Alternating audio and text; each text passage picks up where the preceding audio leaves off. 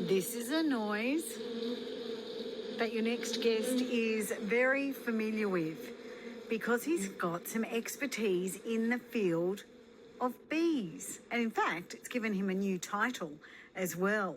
We'll find out more in just a few moments. ABC Goulburn Murray and ABC Shepparton, you have heard about bee hotels on this program before, and Clancy Lester is one of ABC's trailblazers. How's that for a title for this year? Because he's put his knowledge of bees, running community workshops, getting more bee hotels out into the world and being recognised for his work in conservation, education around our native pollinators. Clancy is also from Newmerka, but is with you now. Good morning. Good morning, how's it going? Yeah, not too bad. Why bees, Clancy? Why not bees? I think everyone loves them. They're so important. They do a lot for pollination and great for the ecosystem, great for your garden and your fruits and veg. There are so many different, species of bees, and you particularly focus on native bees? Yeah, exactly right. So a lot of people, when they hear bees, they think of honey. They think of the European honeybee, but yeah, in Australia alone, there's over 2,000 species of native bees. This incredible diversity that we've got right here in Australia.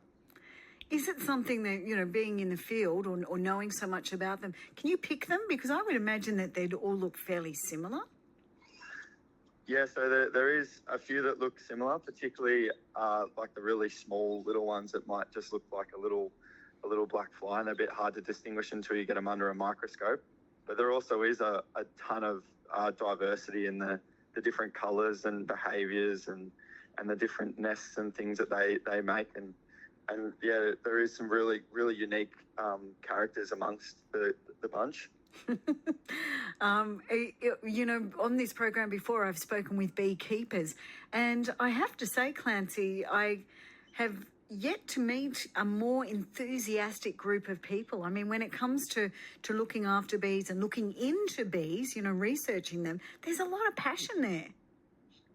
Oh, absolutely. And I think, yeah, I can stand by that too. I'm absolutely just love it, and just want to teach people all about it and raise as much awareness and get other people to love it as much as I do as well.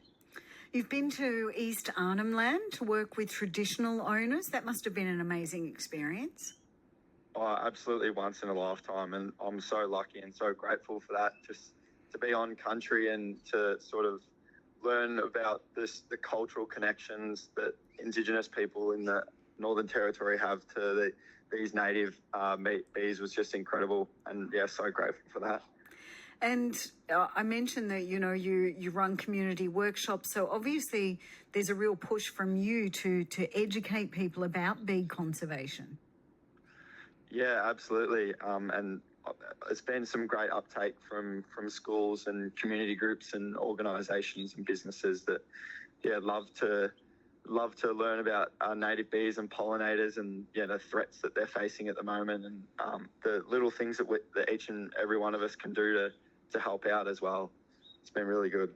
So what are some of those, little things that we can do as well to help? Yeah, so some of the threats that bees have been facing, and other native pollinators and insects right across the world, is the obvious things like land clearing and climate change, and for agriculture and development and urbanisation. And so one of the things that we can do is plant native pollinator friendly plants like flowering plants and grasses and shrubs, and we can also create habitat as well as the flowering resources of the pollen and nectar. So we can create habitat with bee hotels, and that's creating bundles of bamboo and hollow flower stems and pithy stems and reeds. We can also drill holes into native hardwood and logs, which is to stimulate like the holes from wood boring grubs and witchetty grubs and things, the little tunnels that native bees would create little houses in. And then you can also leave bare patches of clay and sand in the garden, or you can even create mixes of clay and sand and put them into Besser blocks or other containers for ground nesting bees like the blue-banded bee, which is a crowd favourite. What makes it a crowd favourite? Because it's blue? It's got blue? Yeah, it's just a really, really characteristic. What I mean, lots of charisma. Sorry, yeah. The way it buzzes around, it's just so erratic, and yeah, the beautiful blue colours as well. I love that. You know, you're really painting these bees as having personalities, and I guess the more you get to know about them, the more that would be true. And it definitely seems that way. I think a lot of people that come to a workshop or an educational talk that I do that might not have much of a baseline level of knowledge, and once they leave, you can tell that they're just inspired. They just want to have conversations with the next person that they meet about native bees and how cool something that they learnt was. Now, what about for you, Clancy? Obviously, your work continues, but you are, as I said, an ABC trailblazer for this year. So what does that mean, and what happens next for you? So yeah, the ABC Trailblazers, it's to get around country kids that have grown up in rural and regional places around Australia. And I, like you were saying before about the town names and stuff, so I've grown up in Numurkah. And I haven't heard of many people try and shorten that one. I've heard of Merck, but that's not that common. But I've definitely had struggles with people thinking that I'm from America when I've said I'm from Numurkah. Wow, that is so strange. Yeah, and then they say, "Where's Numurkah?" And I say, "Oh, it's near. Have you heard of Katunga? No. Have you heard of Wayar? No. It's near nothing. I think the closest thing people know is Shepparton." So, but yeah, so I've grown up in regional Victoria, and then I've gone off to the big city to do my university and stuff.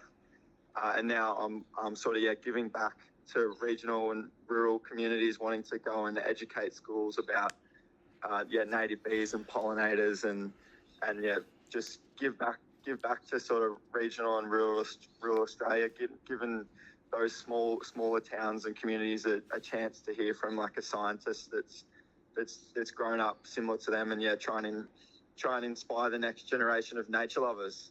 Fantastic. I mean, I think that when I deal with young people, and even really young people, you know, littlies, their love for nature and, you know, their real desire to maintain the wonderful environment that we have is really, you know, it puts you in quite an optimistic mood. And I think that you going around and doing the work that you do as well can only add to that. So it's really terrific. And it's great to talk to you this morning as well, Clancy. Thank you so much. Oh, anytime. It was a pleasure to come on here and have a yarn. Good stuff. You have a great day. Thank you. Thank you. See you later. Clancy Lester, so one of ABC's trailblazers for the year from Numurkah, not America, Numurkah. And just terrific to hear about the wonderful work that he's doing with bees on ABC Goulburn Murray and ABC Shepparton. We are approaching 8 o'clock. In fact, we're just a minute away. So